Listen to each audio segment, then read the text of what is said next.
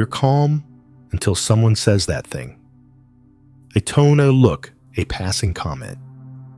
And suddenly, the heat rises in your chest. Your jaw tightens. You tell yourself to let it go, but you can't. They've gotten to you again. When? Because you haven't reclaimed your power yet. Carl Jung said, "Until you make the unconscious conscious, it will direct your life, and you will call it fate." Psychological aspects of the personality. Your triggers aren't random. Your anger isn't just how you are. It's a flare sent up from a buried part of you that you've been taught to ignore. And here's the truth that stings. People don't upset you. They reveal you. Not your calm self, not your wise, evolved self, but your hidden self, your shadow. The child inside you who was shamed for speaking up. The teenager who learned to swallow hurt. The adult who wears a mask of "I'm fine" even when the volcano is boiling inside. This video is not about avoiding people who trigger you. It's about becoming a person who no longer reacts because nothing inside you needs to react.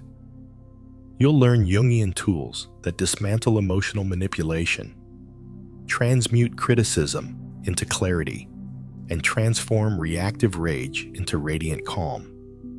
You'll finally meet the part of yourself that others have been provoking for years.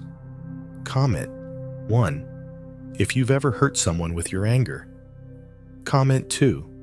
If someone's words have ever wounded you. If you're ready to reclaim your peace and discover the quiet power within you, like this video and subscribe to Wealthsci. They didn't start it. You did. Not with your words, not with your actions, but with something much more silent and far more powerful, a pattern. Carl Jung wrote, "Everything that irritates us about others can lead us to an understanding of ourselves, memories, dreams, reflections." That means the anger isn't about them. It's a signal from within. Every sharp reply, every clenched fist, every quiet withdrawal after a triggering moment, it follows a script you've been performing unconsciously for years. So, here's the question. When did the performance begin? Trace the heat of your emotion. Where does it go? Back to a parent who never listened, a teacher who shamed your voice, a friend who betrayed your trust. There's a hidden thread tying all those moments to today. That thread is the emotional pattern buried in your shadow. And until you see it, you'll keep calling it bad luck, toxic people, or my temper. Let's dismantle it now. Start with the anger. Anger is not the enemy. It's a door. Beneath anger is always pain. Beneath pain is always fear. And beneath fear is usually a part of you that didn't feel seen. Most people stop at the anger. They explode, retreat, blame. But those who are brave enough to step through it, they reach something sacred, the origin of the pattern. Jung emphasized that we each carry a complex, a cluster of emotionally charged memories and associations that unconsciously color our reactions. The "I always get disrespected" complex. The "I can never trust anyone" complex. These aren't just beliefs. They are patterns that possess you. Yes, possess.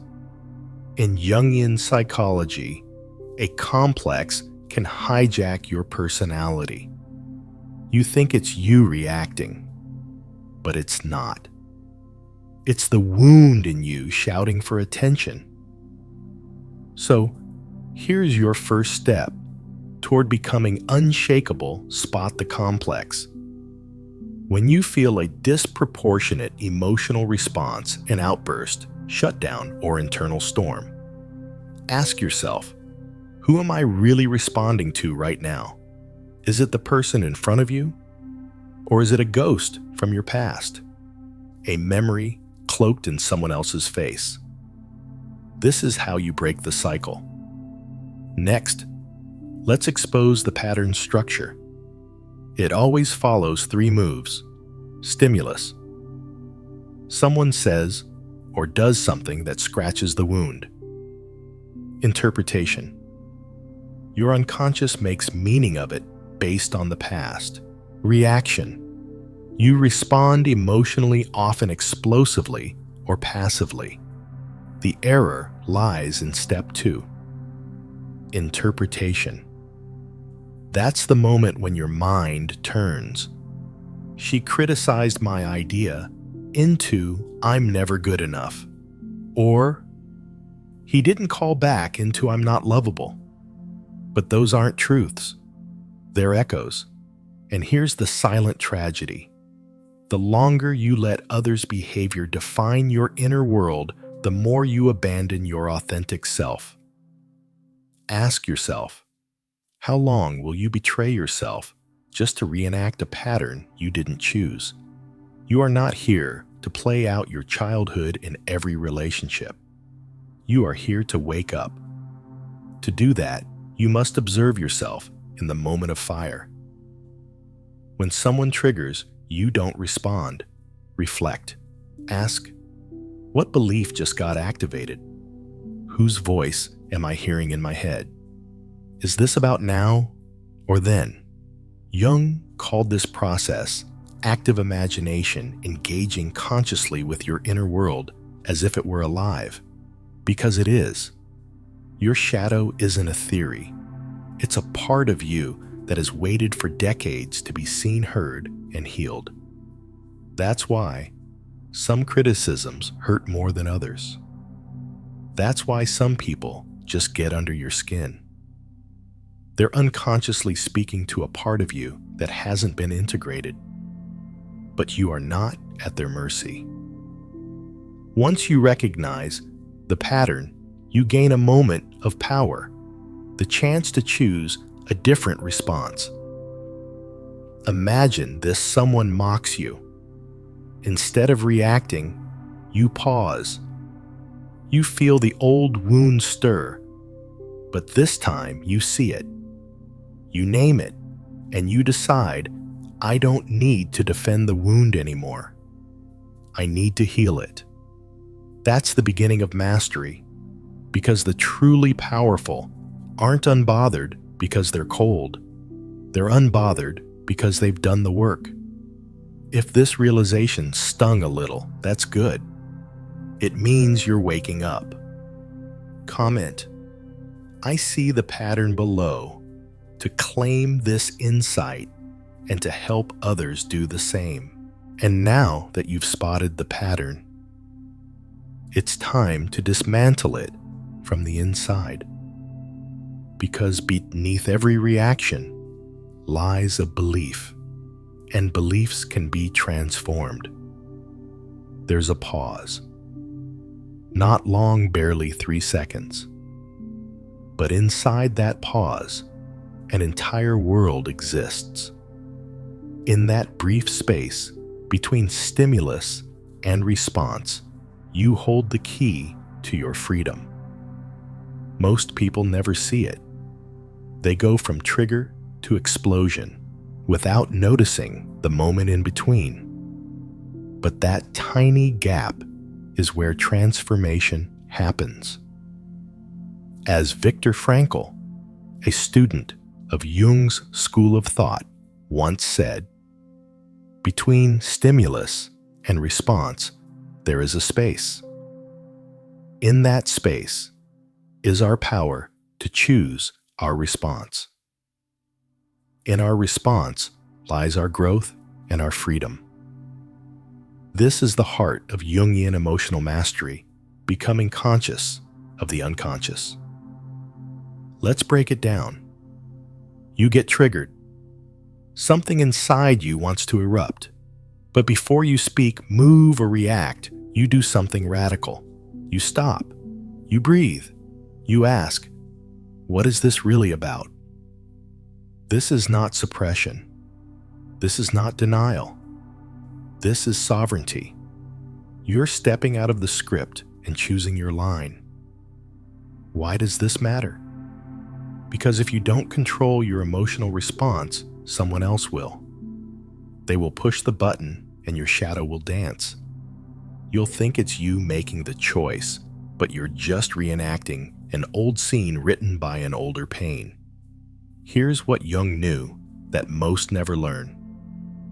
The person who triggers you is offering you a map back to the part of yourself you've abandoned. Let's say someone insults you in front of others. You feel rage. The old instinct rises, snap back.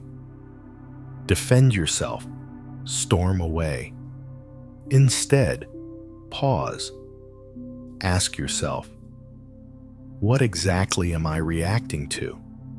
Is it the insult or the feeling of humiliation? When was the first time I felt this way? Suddenly, the fog clears.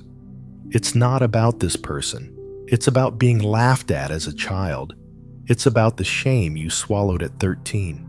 It's about the silence you forced yourself into, so you wouldn't be seen as too sensitive. This is called shadow tracing. You follow the emotion back to its origin. You pull the root, not just the weed. And once you see the root clearly, the emotion begins to dissolve. Because clarity creates distance, and distance creates choice. That choice is the second tool of transformation, conscious response. You do not have to meet aggression with aggression. You do not have to explain, justify, or collapse. You can respond with stillness. This is what Jung referred to when he spoke of individuation, the process of becoming your true self by integrating all parts of your psyche.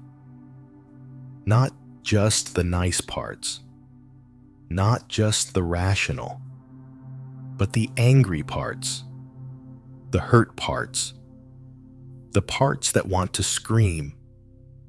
You don't push them away. You make them conscious. You sit them down and say, I see you. But you don't have to run the show anymore. That's how power returns. Let's look at an example. Imagine you're in a relationship. Your partner criticizes your decision. You feel that familiar burn in your chest. Normally, you'd lash out or withdraw completely. Instead, you pause. You notice the sensation, tightness in the throat, heat in the face, a rushing thought that says, they never appreciate me. You don't act on it. You breathe. You ask what part of me is hurt. The answer comes quietly, the part that feels unseen. Now, you're in dialogue with your shadow. You're no longer reacting from it. You're listening to it. That shift changes everything, because now you're able to speak from clarity. Maybe you say, when you said that, I felt criticized. That part of me that struggles with not feeling good enough got stirred up. I'm not angry. I just want to stay connected to you. This is mature emotional alchemy. You've taken something reactive and turned it into something connective. You've moved from defense to disclosure, from reactivity to responsibility. This is the deepest form of self-mastery. Jung believed that emotional triggers are not problems, they are invitations. Each one is a message from your unconscious. Come home to this lost part of yourself. And when you accept that invitation, you reclaim a piece of your wholeness. That's not just personal growth. That's integration. Now let's address the skeptics inside you. Maybe a voice says, "But if I don't defend myself, won't I get walked over? Won't they think I'm weak?" Let's be clear. Calmness is not weakness. It is precision. Reacting wildly is easy. It takes no skill to shout. It takes no strength to retreat. But to stand in your calm, to respond with dignity and depth, that's power most people never access. Jung called this power self, not ego, not persona, but the integrated self, the part of you that holds every piece in balance and acts from wisdom, not wounding. And that self is always available in the pause. This is why the 3-second rule is a gateway, not a gimmick. 3 seconds to drop into your body. 3 seconds to notice your thoughts. 3 seconds to remember, I am not my reaction. I am the one who chooses. And once you're unmanipulatable, the world no longer controls your inner state. But what happens when the trigger comes from someone close, someone who knows your wounds and still presses them? That's when your shadow isn't just triggered, it's exposed. And that's where we go next. You say, they know exactly how to hurt me. That's not an accusation, it's a revelation. Because the people closest to you don't just bump into your shadow. They see it. They know your emotional soft spots, the wounds you've never fully faced. And sometimes they press those spots not out of cruelty, but because your unintegrated self silently invites them. Carl Jung put it plainly, the shadow is a moral problem that challenges the whole ego personality, for no one can become conscious of the shadow without considerable moral effort. Aeon CW 9IE. And here's the uncomfortable truth. The people who trigger you most are often your greatest teachers. They are mirrors, not clean polished mirrors, not gentle ones, but jagged shards that reflect exactly what you try to hide. And when you refuse to look, you don't escape them, you just project them onto others. You call them selfish, arrogant, manipulative, untrustworthy. But sometimes what you hate in them is what you've buried in yourself. Let's explore that with a razor of honesty. You get irritated by someone who brags constantly. Ask yourself, why does it bother you? Is it because they're truly arrogant? Or because you've suppressed your own desire to be seen, praised, and validated? You feel angry at someone who's too emotional. Could it be that you've locked away your own emotional vulnerability for so long that it now disgusts you? This is the law of projection. Jung said, everything that we deny in ourselves we see in others. Until you claim your shadow, it will keep showing up in people around you, and every time you refuse to face it, it will keep growing stronger. So, here's a mirror guilt question. How long will you punish others for reflecting the parts of yourself you've rejected? This isn't about blame. This is about integration. Because the traits you despise in others might not be flaws. They might be fragments of your own psyche banished and begging to return. Here's an exercise. Think of someone who constantly gets under your skin. Now list the top 3 traits that irritate you most about them. Then ask, when have I shown this trait in my life? When have I wanted to, but didn't out of fear of judgment? When did I learn this trait? Was bad or unacceptable? This will sting, but it will also liberate you. You'll begin to see that your enemies aren't enemies, they are activators. They stir the parts of you you've long silenced. And that stirring, while painful, is the beginning of your wholeness. Let's talk about criticism. Few things pierce the ego faster. Someone gives you feedback, and your stomach tightens. Your defenses rise. Maybe you lash out. Maybe you withdraw. But what if you paused and used Jung's lens? Ask yourself, is this criticism touching a shadow wound? Is my reaction due to their tone or the truth in their words? What part of me is scared of being exposed? You're not looking for humiliation. You're looking for the place where your sense of identity feels threatened. That's the shadow's lair. And when you respond with honesty instead of defense, something magical happens. You transmute pain into power. Let's say a colleague says, "You always need to be right." Instead of shutting down or justifying, try this. I can see how it looks that way. The truth is, I do get anxious when I feel out of control. It's something I'm working on. That's not weakness. That's mastery. You've taken back the narrative. You've reclaimed your shadow. And in doing so, you've disarmed their control over you. Now, boundaries.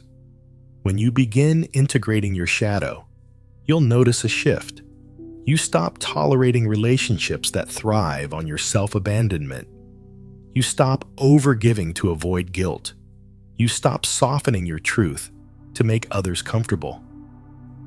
You start saying no without explaining. You start saying, "That doesn't work for me," without guilt, because you finally know who you are and what you value. But don't be surprised if people resist. The old you, the agreeable, suppressive, conflict-avoiding version, served them.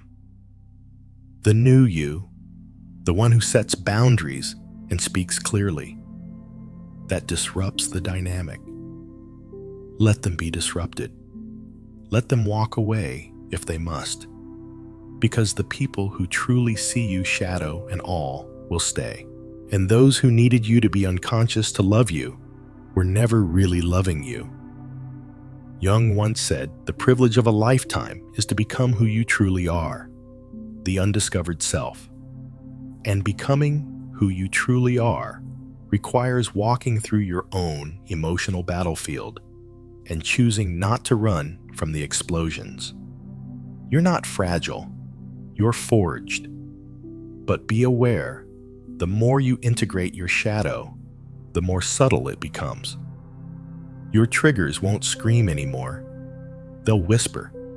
A backhanded compliment, a cold silence, a tiny gesture that sends your nervous system into a quiet spin.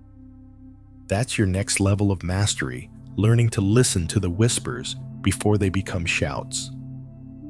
That means journaling after a difficult conversation. It means noticing the envy you feel and asking, "What does this tell me about what I've denied myself?"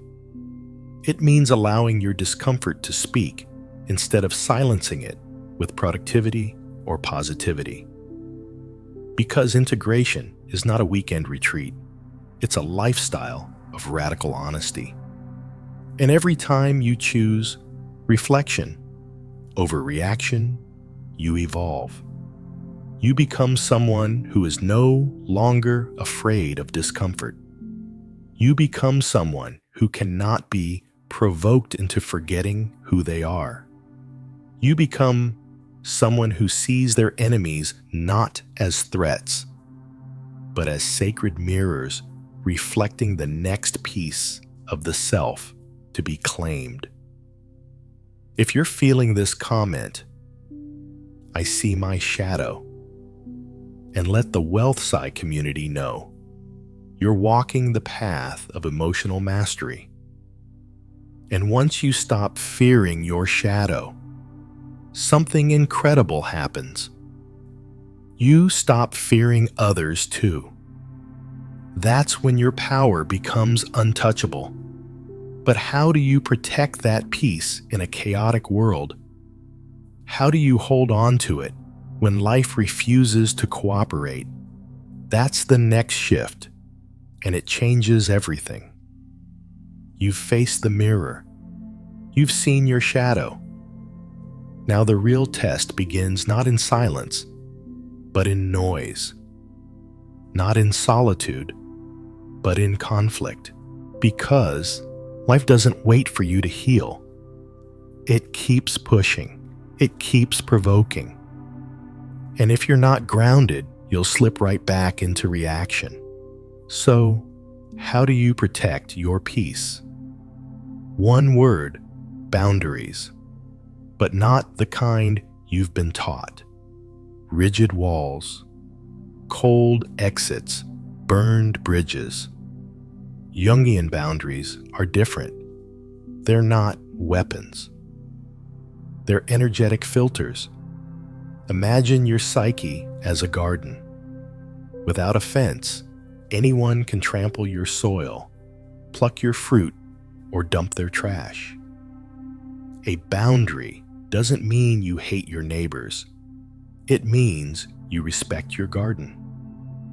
Jung understood that the self must be differentiated. You can't individuate if you're constantly dissolving into others' chaos. So you draw the line, not to push others out, but to protect what's sacred within. That's your power. Because people will test you. They'll guilt trip you. They'll say, "You've changed," and they'll be right. The old you abandoned yourself to keep the peace.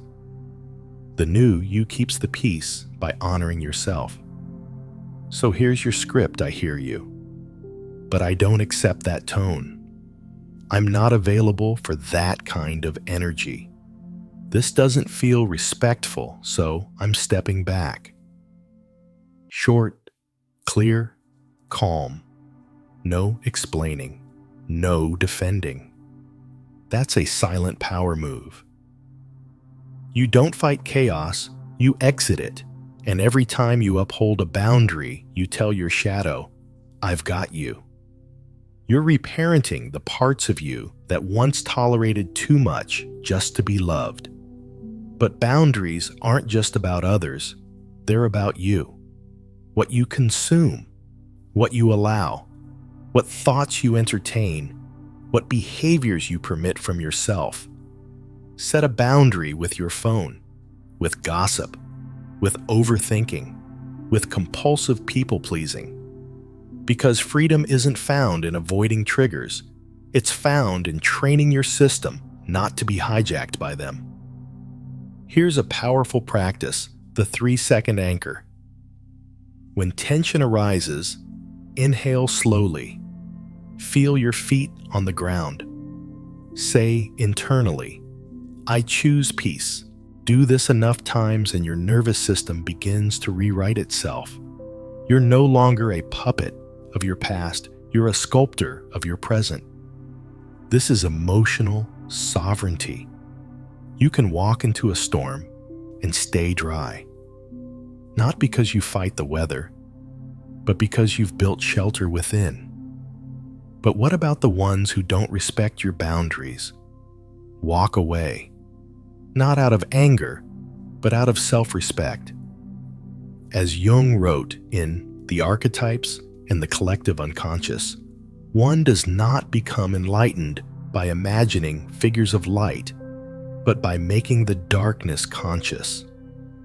If they can't meet you in your light or your shadow, they don't deserve your presence.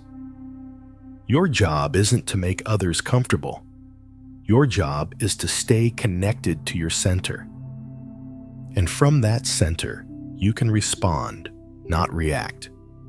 You can listen deeply, but not absorb. You can love fully, but not lose yourself. There's a final key. It's not complex. It's not hidden. But it is easily dismissed. Gratitude. Not the cheesy performative kind. Not toxic positivity. We're talking about sacred recognition. The conscious act of shifting your gaze from what went wrong to what remains right. Jung didn't use the word gratitude often, but he lived its essence. In Memories, Dreams, Reflections, he wrote, "I am satisfied with the course my life has taken and thankful for the experiences I have had.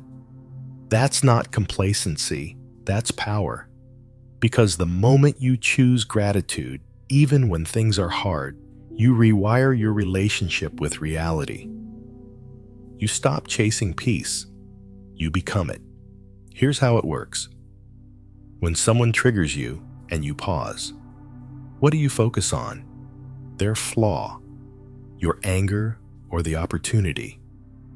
What if instead you whispered, "Thank you for showing me where I still hurt. Thank you for revealing the next part of myself I get to reclaim." Now the trigger becomes a teacher. The pain becomes permission. The criticism becomes a compass. You are no longer reactive. You are reflective. And in that reflection, you find freedom. Try this tonight. Before bed, write down 3 moments that irritated you today. Then next to each one write, "This taught me. This revealed. This freed me to." Gratitude doesn't erase discomfort. It alchemizes it. It tells your shadow, "I no longer fear you. I thank you."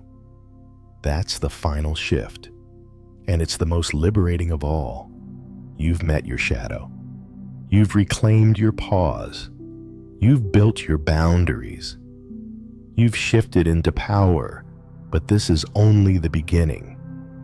Because now that you've stopped being triggered by others, what if you became the one who triggers truth in others? What if your calm became contagious? What if your presence healed simply because you've healed yourself? That is where we go next.